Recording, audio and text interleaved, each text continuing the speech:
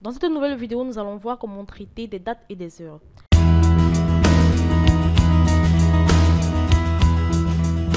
Alors, Excel utilise des numéros de série pour représenter des dates et des heures spécifiques. Alors, pour obtenir un numéro de date de série, Excel utilise tout simplement le 31 décembre 1899 comme point de départ arbitraire.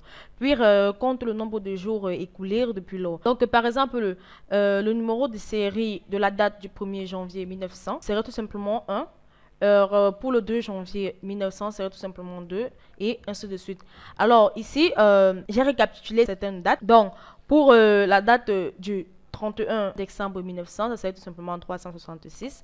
Pour la date du 6 juin 1944, c'est seulement de 16 229. Pour la date du 31 décembre 2010, c'est seulement de 40 542.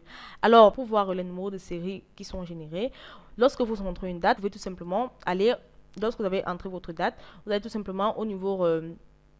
vous faites un clic droit et ensuite vous allez au numéro de format, vous sélectionnez format de cellule. Donc dans la boîte de dialogue au format de cellule qui apparaît, et là Excel vous montre dans la catégorie où vous trouvez. Ici nous nous trouvons dans des dates, donc Excel sélectionne plutôt celle-ci pour voir de plus près. Nous avons sélectionné le 31 décembre 1900. Donc je vais la convertir tout simplement à un numéro de série, donc je vais formater en nombre. Alors, lorsque je formate un nombre ici à 2, vous voyez Excel affiche tout simplement 366 et 367. Donc, vous pouvez le constater, Excel affiche tout simplement 366. Et ça veut dire que le numéro de série du 31 décembre 1900 est tout simplement de 366. Donc, comme vous pouvez le constater, vous pouvez faire autant pour voir les numéros de série que lorsque vous entrez une date. Vous pouvez tout simplement aller formater la date tout simplement pour voir son numéro de série. Ici, nous avons sélectionné tout simplement le 6 juin 1944. Et là, Excel, lorsque nous voulons voir son numéro de série, elle affiche tout simplement le 16 229. Donc, qui est équivalent ici à 16 229. Donc, c'est pour vous montrer un peu les nuances, la possibilité dont vous pouvez voir les numéros de série de vos dates et de vos heures. Alors, pour obtenir un numéro de série horaire, Excel exprime l'heure sous forme de fraction décimale des 24 heures journalières pour obtenir un nombre compris entre 0 et 1. Donc, le point de départ étant minuit, elle prend la valeur 0. Ainsi, midi à mi-journée, donc le midi doit tout simplement prendre des demi. À un nombre de séries tout simplement de demi qui est de 0,5.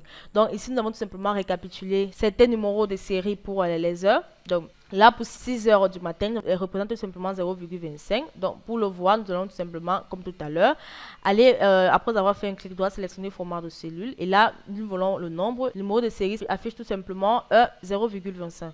Donc alors pour 9 heures du matin, Excel affiche tout simplement son numéro de série tout simplement de 0,375. Donc, nous pouvons faire de même pour vérifier. Et là, nous sommes ici à 2. Donc, là, c'est 3 chiffres. Nous allons simplement aller à 3 chiffres. On peut le constater, Excel affiche 0,375. Donc, et pour 15 heures du soir, Excel affiche 0,70833. Donc, c'est un peu avec tout cela que vous pouvez tout simplement, lorsque vous entrez une date, vous pouvez tout simplement voir son numéro. Donc, vous pouvez tout simplement combiner les deux types de numéros de série.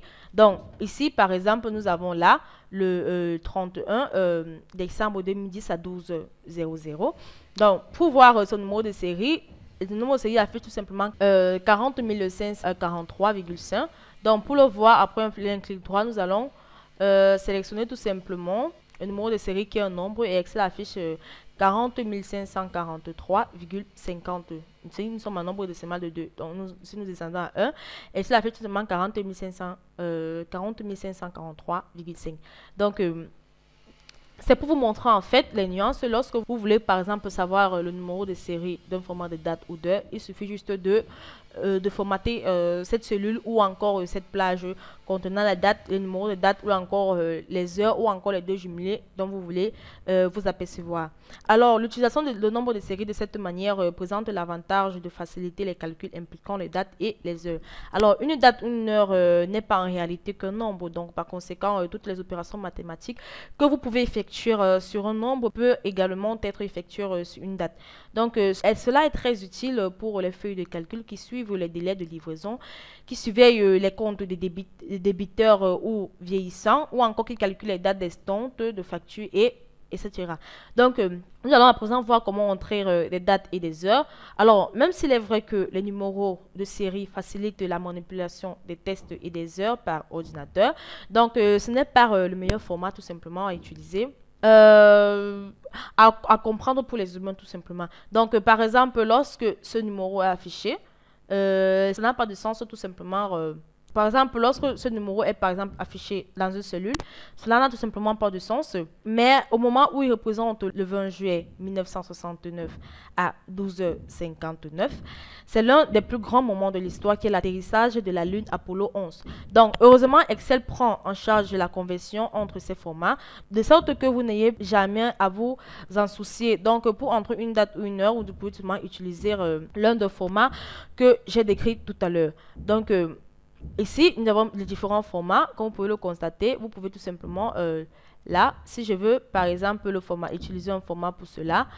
Après avoir fait un clic droit, je sélectionne le format de cellule et là, la boîte de dialogue au format de cellule apparaît. Alors là, au niveau de nombre, ça c'est mon nombre. Lorsque je veux le formater, par exemple, en date, j'ai les différents formats ici. Donc, nous avons le jour, le mois et l'année en numérique. Et ici, nous avons le jour, la date, le mois et l'année. Ici, nous avons juste le jour et le mois, le mois et l'année. Donc, vous avez en fait les différents formats qui vous permettent tout simplement de formater un nombre en date ou encore de formater tout simplement un nombre en heure. Ici, vous avez tout simplement les heures qui est de 13h00. Ici, vous avez la possibilité de mettre le matin ou le soir. Donc, vous avez autant de possibilités de formater les dates et les heures. Alors, pour cet exemple, nous allons tout simplement le formater en date et en heure. Donc, nous allons sélectionner tout simplement un format de date et heure. Ici, nous avons là un format de date et d'heure. Donc, nous allons tout simplement sélectionner cela.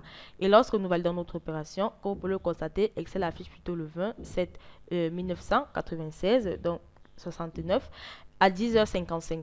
Donc, pour dire minuit 55, comme tout à l'heure. Et 10h55 PM, ça veut dire le soir, qui est de 22h55. Donc, ici, Excel affiche plutôt 69 au lieu de 1969. Donc, pour quelqu'un qui ne sait pas, il peut tout simplement le confondre à 2069 ou encore toute autre date. Donc, tout à l'heure, nous reviendrons pour voir comment nous pouvons tout simplement ajuster afin que lorsque nous ajoutons, par exemple, une date à 2 chiffres ou encore à 4 chiffres. Alors, vous êtes libre de mélanger et de faire correspondre ces formats à condition de respecter certaines règles. Donc, pour cela, vous pouvez tout simplement utiliser les barres obliques. Donc, utiliser ces barres obliques ou les traits d'union tout simplement comme séparateur de date. Donc, ici, nous pouvons tout simplement entrer. Nous pouvons entrer le 31 12 2010. 2010 ou encore nous pouvons tout simplement entrer le 31 avec les traits d'union 12 2010. Donc vous pouvez tout simplement utiliser ces deux formats, mais comme vous pouvez le constater, lorsque j'entre les barres, Excel entre tout simplement mon format de date en numérique. Par contre, lorsque je l'entre avec des traits d'union, Excel transforme tout simplement mon format de date en numérique et alphabétique. Donc ici, les mois sont tout simplement représentés en alphabétique. Donc, utilisez toujours les 2 points comme séparateur de milliers. Cela est encore une règle à respecter. Donc ici, comme séparateur de temps, il est important d'utiliser 2 points comme séparateur de temps. Donc là, si j'entre par exemple 12, j'entre mon espace et 10. Pour dire 12, 10, tu voyez, rien ne se produit. Mais si j'entre par exemple 12 avec mes 2 points pour dire 10, donc Excel envoie tout simplement sous forme de... Donc, une autre règle est tout simplement que vous pouvez combiner n'importe quel format de date et d'heure à condition de les séparer tout simplement par des espaces. Ici, nous avons tout simplement des exemples. Ici, nous avons un format de date et d'heure. Nous les avons séparés par des espaces, bien que l'un n'est pas affiché. Ce format est tout simplement inscrit. Nous avons tout simplement entré la date et les heures que nous avons tout simplement séparées par un espace. Alors, une autre règle est tout simplement que vous pouvez entrer les valeurs de date et d'heure en lettres majuscules ou en minuscules. Donc, Excel ajuste automatiquement la capitalisation à son format standard. Alors, comme je vous le disais tantôt tout à l'heure, nous allons tout simplement à présent voir comment Excel gère les années à deux chiffres. Donc, la saisie des années à deux chiffres telles que 10 pour 2010 et 99 pour 1999 pose problème dans Excel car les différentes versions du programme les traitent différemment.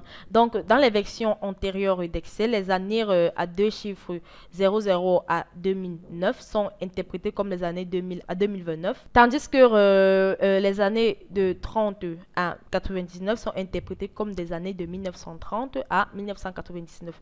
Donc, les versions précédentes traitèrent les années à deux chiffres de 00 à 19 comme 2000 à 2019 et de 20 à 99 comme de 1920 à 1999. Alors, deux problèmes se posent. Tout d'abord, utiliser une année à deux chiffres tels que 25 causera des dégâts si la feuille de calcul est déjà chargée dans Excel 99 ou une version antérieure. Alors, la seconde est que vous pourrez insérer une clé à molette dans vos calculs en utilisant une date telle que avec des barres, tout simplement, pour signifier, comme ici, nous avons tout simplement, alors ici, nous avons le 31-12-2010, pour signifier tout simplement comme le 31 décembre 2010. Alors, la solution la plus simple à ces deux problèmes est de toujours utiliser des années à 4 chiffres pour éviter toute ambiguïté. Donc, sinon, vous pouvez différer le deuxième problème en modifiant la façon dont Excel et Windows interprètent les années à deux chiffres.